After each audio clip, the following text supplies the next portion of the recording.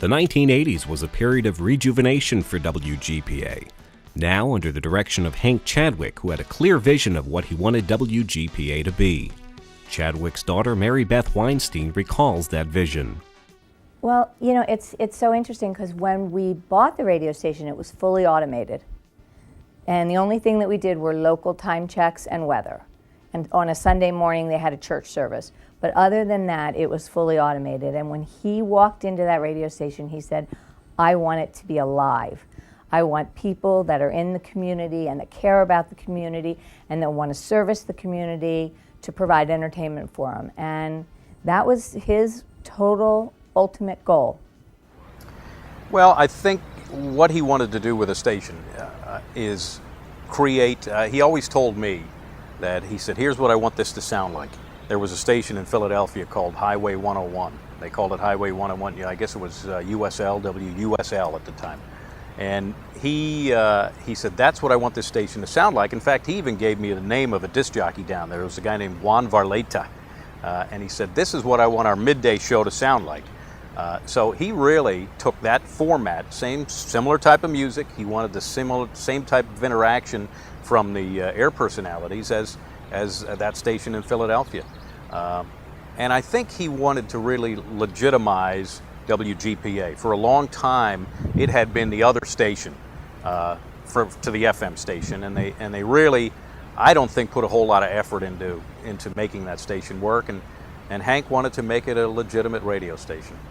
Like most small businesses, WGPA became a family operation. My dad obviously was the general manager and the sales person as well. We went through a lot of different sales people, but nobody could sell WGPA like my dad could. I mean, it was just, there was nobody who could do that. My mother and my sister both worked in the office doing accounts payable, accounts receivable. My sister also ran a program called Bethlehem Focus on Women. I worked on air. I had a shift from 10 to 2. And we went through different types of music, obviously ending up at adult contemporary, light music. And so I did a program called Light Lunch with Mary Beth. But we all had our own jobs, but we all did everything. I mean, I would sell, my sister would sell. We did remotes, and everybody in the family would be out there doing the remotes. And everybody who ended up working for my dad became part of his family too. It wasn't just our family. Everybody who worked for him felt like they were a part of his family. We would have company Christmas parties at our house, and my mom would make all the food. And you know, my dad really wanted everyone to feel like they were a part of the business. In March of 1982, the 5-year extension that was granted on the building's lease in 1977 was up, and Hank Chadwick decided not to renew, instead seeking a new location on the north side of Bethlehem that would be more central to many of the things happening in the city at the time. The site selected by Chadwick was this location, 528 North New Street. This building, named the Dotson Building, was an historic building that was home to many offices over the years and sat right next door to the prestigious Bethlehem Club. So after 35 years at the site on Broadhead Avenue, WGPA packed up and made the trip across the New Street Bridge to its new home on the north side of town. Once we knew where we were going to go, which was up on New Street, they started working. The engineers started working, and the carpenters started working on constructing studios. But the actual move is what I remember the most, because there was no Mayflower pulling in. There was no Allied van lines pulling in.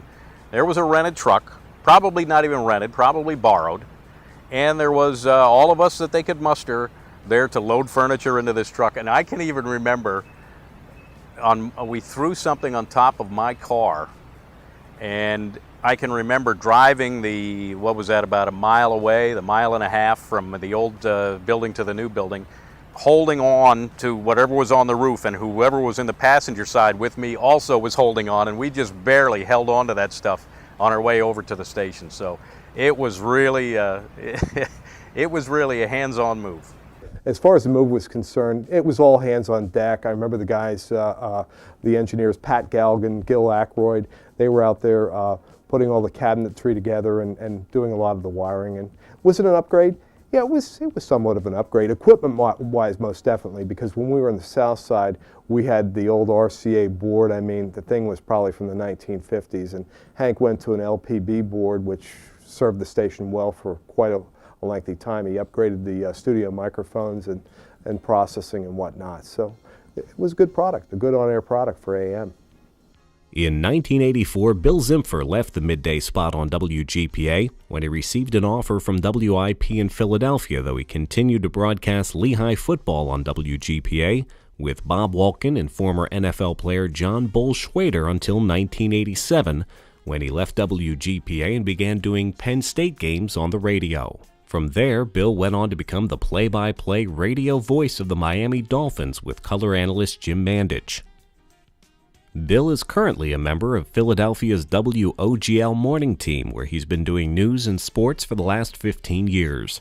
Although he's gone on to do a great deal in broadcasting outside of the Lehigh Valley and on a regional and national level, he still remembers fondly the time he spent working at WGPA for Hank Chadwick. And I still think it's, in that day, it was unusual. And to this day, hey, you'll never find another place like that. It was just such a family situation. Everybody was so close. We all grew up a whole lot working there. We had a lot of fun.